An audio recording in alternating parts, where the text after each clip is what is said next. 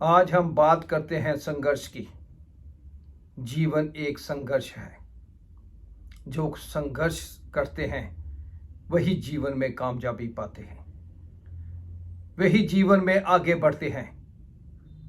बिना संघर्ष के हम जीवन में कामयाबी हासिल नहीं कर सकते। जो मुस्कुरा रहा है उसे दर्द ने पाला होगा, जो चल रहा है उसके पांव में छाला होगा। बिना संघर्ष के मनुष्य चमक नहीं सकता, जो जलेगा उसी दिए में उजाला होगा। फिर हम क्यों बचे संघर्ष से? संघर्ष ही तो जीवन की आत्मा है। जितना कठिन संघर्ष होगा, जीत भी उतनी ही शानदार होगी। एक किसान था जो जीवन में संघर्ष कम करता था, बस उसे शिकायतें ज़्यादा रहती थी भगवान से, क्योंकि जब समय आता वो बाकी लोगों की तरह मेहनत पर कम ध्यान देता और दूसरे काम करता रहता। और जब फसल कटने की बारी आती तो उसकी फसल औरों के मुकाबले कम अच्छी होती, तो उसे भगवान से हमेशा यही शिकायतें रहती कि मेरी फसल अच्छी क्यों नहीं हुई। तो वो कहता, भगवान तुझे पता नहीं, अगर मेरे पास शक्ति हो मैं कहीं अच्छी और अधिक फसल उगा सकता हूँ। एक बार भगवान उसकी बातें सुन रहे थे और धीरे से मुस्कुरा दिए और उसे भविष्यवाणी की, आज से मैं तुझे शक्तियाँ देता हूँ। अपने खेतों में अपना गेहूँ तुम खुद तैयार करो। जैसा पानी तुम्हें चाहिए तुझे मिलेगा, जैसी धूप तुझे चाहिए मिलेगी। तो वो किसान बहुत खुश हुआ। जब उसने गेहूं बोया तो उसने अपनी मर्जी से उसको बारिश करा दी। जब उसे लगा कि ये जमीन सूख रही है तो उसने बारिश करा दी। जब उसे लगा कि आंधी आने लगी है तो उसने आंधी को रोक दिया। जब तेज धूप खिली तो उसने धूप को भी मध्यम कर दिया। समय बीतता गया और उसकी फसल लहरा उठी। वो देखकर बहुत खुश हुआ कि मैं इस बार मेरी फसल कहीं अधिक अच्छी हुई है। मैंने कहा था ना कि भगवान को अभी पता नहीं है कि कैसा होना चाहिए। मेरी फसल देखकर भगवान को भी अपने असूल बदलने पड़ेंगे। और जब फसल काटने का समय आया तो उस किसान को यह देखकर बड़ा आश्चर्य हुआ कि फसल तो बहुत अच्छी बड़ी हुई थी, लेकिन उसमें दाने नहीं थे, अनाज के दाने नहीं थे।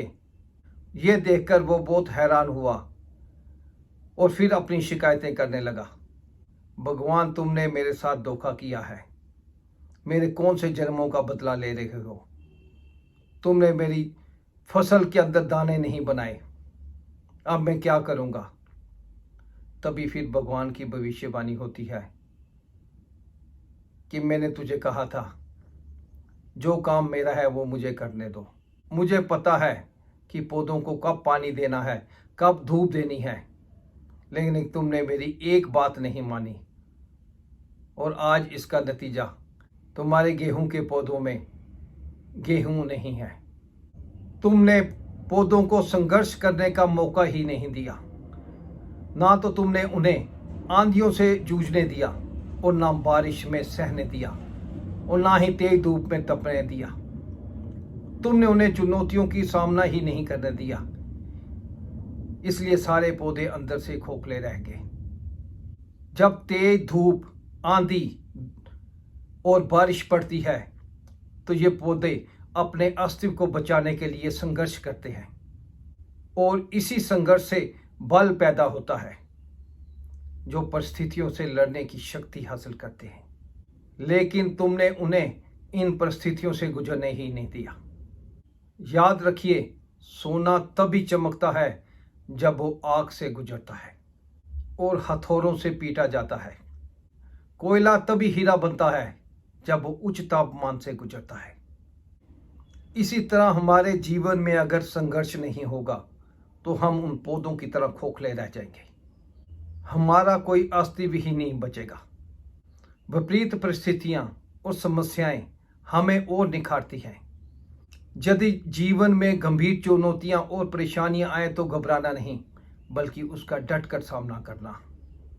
विश्वास रखिए, आप और निखर जाएंगे और मजबूत होंगे।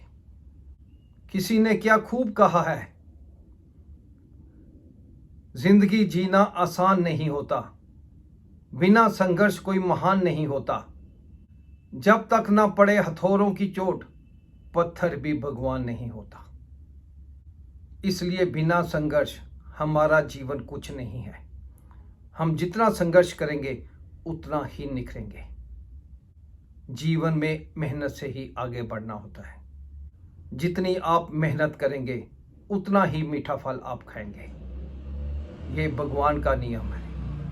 मेहनत करने वालों की कभी हार नहीं होती। अपनी मेहनत कीजिए, इसलिए जीवन में मेहनत कीजिए। भगवान आपको अवश्य मीठा फल देगा। जय हिंद।